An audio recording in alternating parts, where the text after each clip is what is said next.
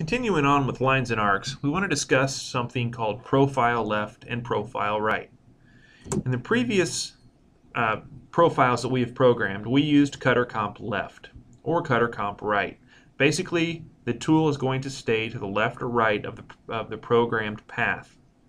If you look at the two pictures, we see the one on the left-hand side.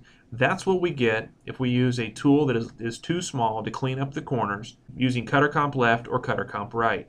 In the part that we're going to program next, what we want is something that looks like the picture in the upper right corner. I want to cut the profile once, but remove all the material away from the corners and make that just one continuous boss standing in the middle of the part. The way I do that is I'm going to select profile right or profile left.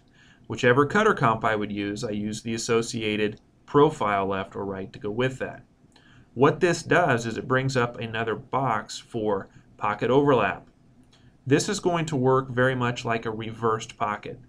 The profile is going to cut much larger, step in a little bit smaller, step in a little bit smaller, and so forth until it has removed all the material down to whatever the final programmed path will be. The way we determine how far away from the final path that we work is by the use of something we call the max offset.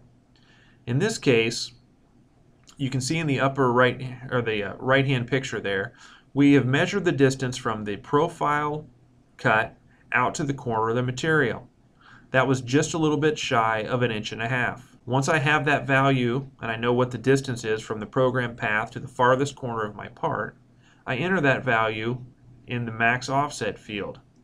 That means when I hit cycle start, it's going to begin 1.5 inches away from my programmed feature, cut it completely, step in whatever the pocket overlap value is, cut it again, and continue this until it's finished its size. Now here in Intro 19, we're going to cut this same shape we just saw on the previous slide.